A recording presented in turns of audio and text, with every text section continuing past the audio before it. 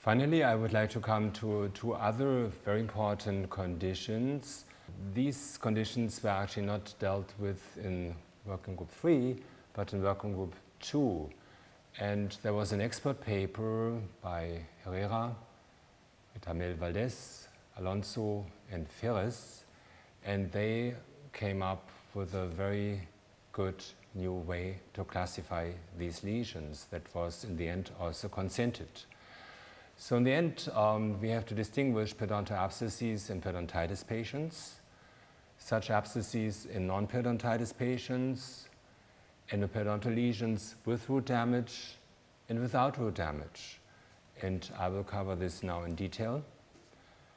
Regarding periodontal abscesses, the definition would be a localized accumulation of pus located within the gingival wall of the periodontal pocket sulcus, resulting in a significant tissue breakdown.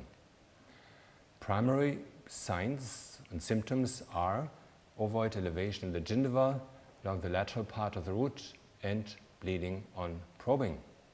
Other signs and symptoms may include pain, separation on probing, deep periodontal pockets, increased tooth mobility.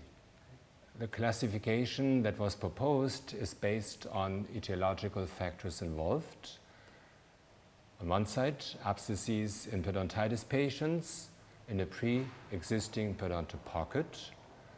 Here we can have an acute exacerbation in cases or situations of untreated periodontitis, in cases non-responsive to periodontal therapy, in situations where the patient is on supportive periodontal therapy, but also after treatment, post-scaling, for example, post-surgery, and even post-medication, systemic antimicrobials or other drugs like nifedipine.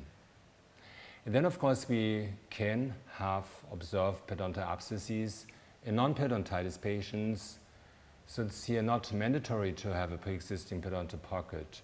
And this can be due to impaction caused by dental floss, orthodontic elastics, toothpicks, rubber dam, popcorn hulls, for example, caused by harmful habits like wire or nail biting and clenching, caused by orthodontic factors like orthodontic forces or crossbite, alteration of the root surface such as anatomic alterations, they're listed here, cemental tears, enamel pairs, developmental grooves, iatrogenic factors like perforations, severe root damage like fissure or fracture, cracked tooth syndrome, and post-surgery.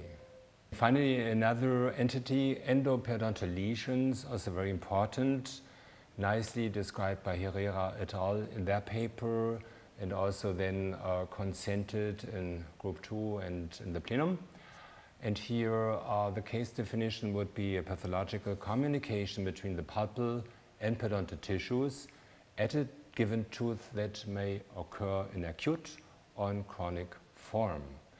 Primary signs are deep periodontal pockets extending to the root apex and/or a negative altered response to pulp vitality or sensitivity testing.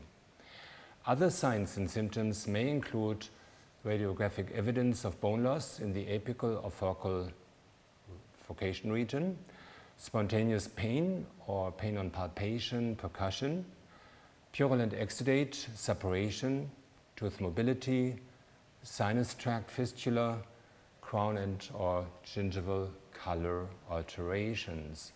On the left side, you do see an endo-periodontal lesion, grade 3, in a periodontitis patient, and I will come to this in a minute. So in terms of classification of endo-periodontal lesions, we have either endo-periodontal lesions with root damage, so this could be due to root fracture or cracking, root canal or pulp chamber perforation, external root resorption, or we do have endo-periodontal lesions without root damage in periodontitis patients. And these are now differentiated into grade 1, 2, and 3. 1 being narrow, deep periodontal pockets in one tooth surface. Grade 2, wide, deep periodontal pocket in one tooth surface. or grade 3, deep periodontal pocket in more than one tooth surface.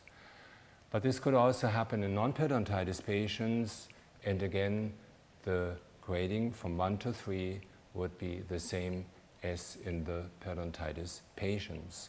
And based on this, you can come up with a diagnosis of the type of endo-periodontal lesion you are dealing with. And with this, I would like to thank you very much for your kind attention.